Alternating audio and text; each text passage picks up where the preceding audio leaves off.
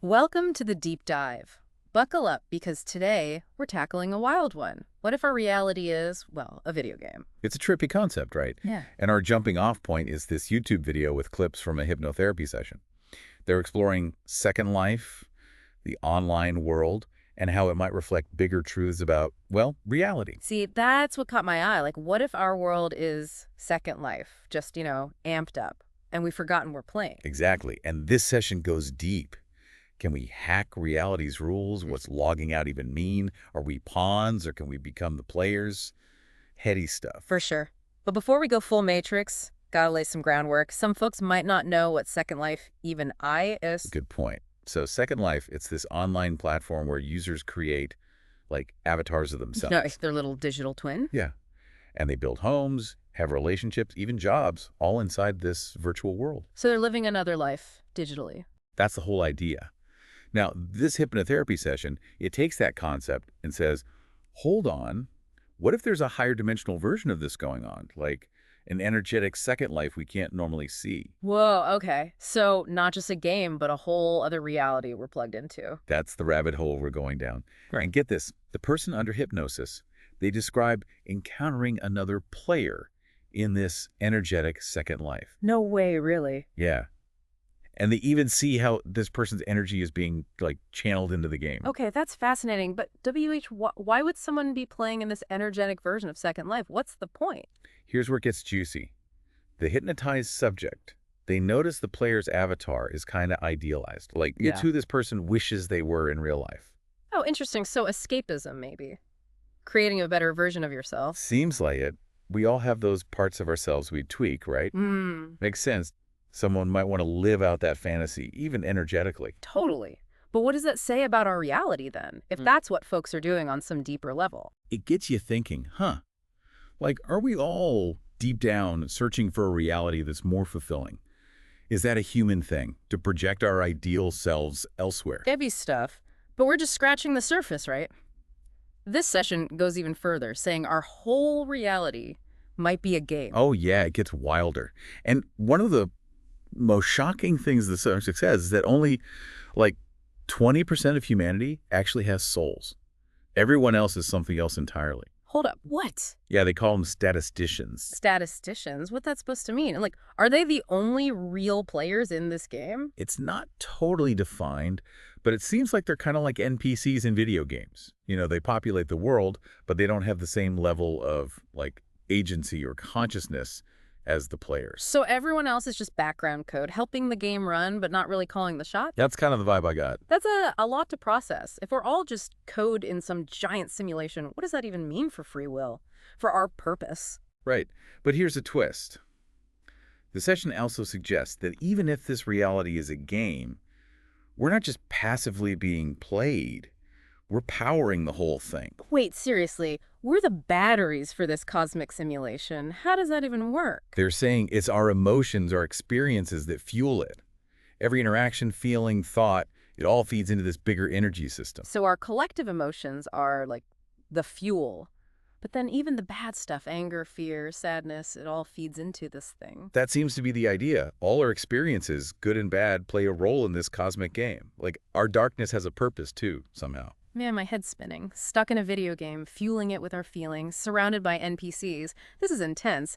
Is there anything hopeful in this whole scenario, or are we all just doomed to be pawns? Don't worry, it's not all doom and gloom. There's a glimmer of hope that we'll get into next time. We'll tackle logging out, hacking the system, and maybe even creating our own WN games within this reality. So stay tuned. Back again for the deep dive. Last time, our minds were kind of blown with this whole reality as a video game thing, powered by our emotions, NPCs all around.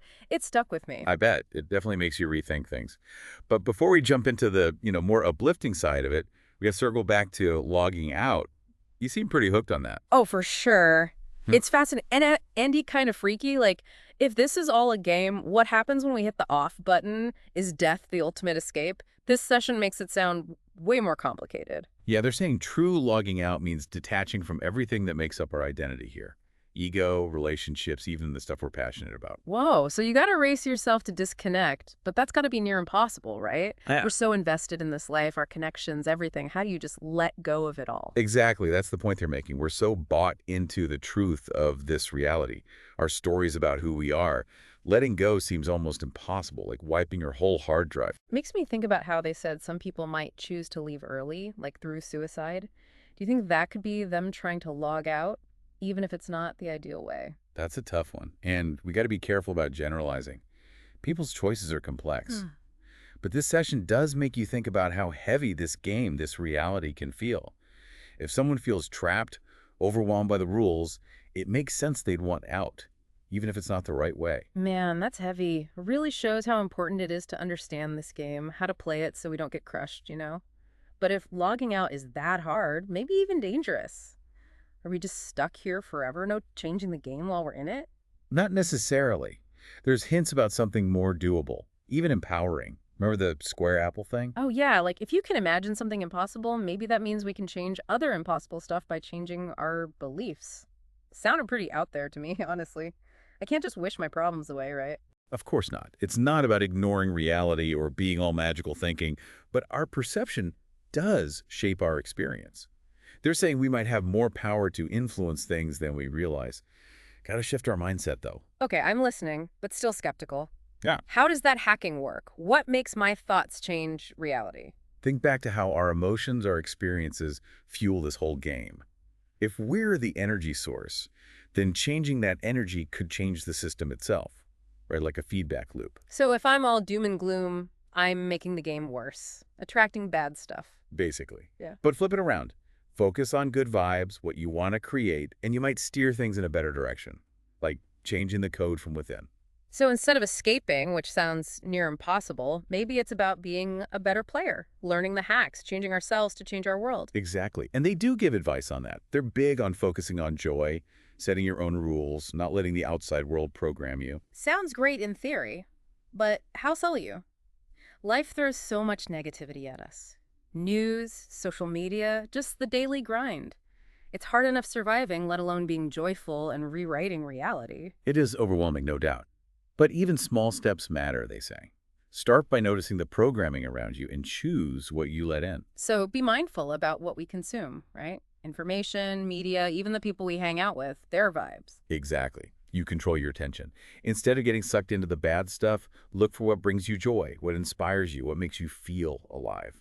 I get that. Like being in nature, music I love, that definitely shifts my mood. But how's that hacking reality? It's all about frequency, man. Really? By doing that stuff, you're raising yours, feeding the game with good vibes, which can create good experiences.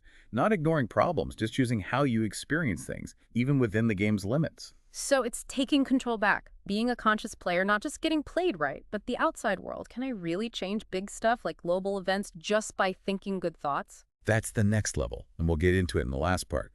Multi-level games, collective consciousness, maybe even past lives.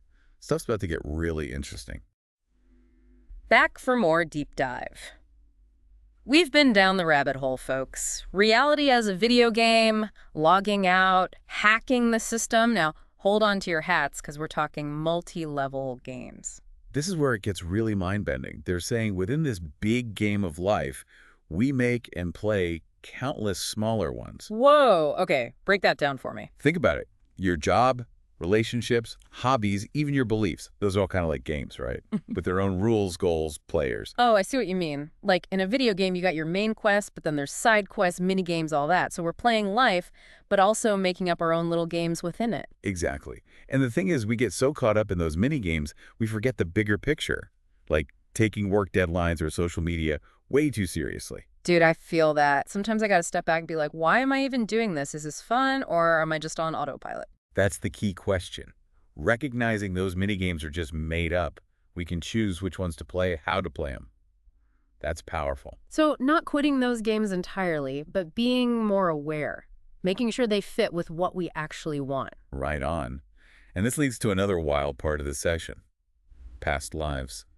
They say some folks come into this life remembering other games they've played, maybe in different dimensions or lifetimes even. Okay, now we're getting really out there, like reincarnation. We've all lived multiple lives before. It's definitely pointing in that direction. They don't explain how those memories stick around, but they say it's possible to tap into knowledge from beyond this life. Ooh, imagine the stuff you'd know, like having cheat codes for this reality. Right. Think of the insights, the lessons you could bring into this game if you remembered your past lives. But if it's real, why don't we all remember? Why is it just some people? No easy answer to that. Maybe it's like a soul level thing, unlocking those memories as we grow. Or maybe we choose to forget before we're born, so this life feels fresh? Like wiping your memory before a movie so you can enjoy the twists again. Exactly. And it makes you think, what's the point here of forgetting? Maybe it's crucial to how we learn in this game. So even if we don't consciously remember, those past lives are still part of us somehow, like a hidden library of wisdom shaping who we are. That's the idea. And it brings us to the big question. What's the purpose of all these games? Why are we here playing this cosmic game of reality with all its mini-games inside? Yeah, the ultimate question, and I doubt this session gives us a neat little answer. You got it. But it does give us a new way to see things. Maybe it's not about winning or losing. Maybe it's about the journey, the experience, learning, growing, becoming more conscious. So, not about the destination, but how we play the game, exploring, figuring out who we really are beyond this one reality. Nailed it. And that's what we want you to walk away with. This reality is a game thing. It's not to say life is meaningless or we're just puppets. Right, it's the opposite. It's about being curious, creative, playful even. Remembering we have choices, we can play the game our your way, rewrite the rules if we need to. So one last thing to think about. What game will you choose to play today? Thanks for going on this crazy trip with us. We'll catch you next time for another deep dive into, well, whatever reality throws at us.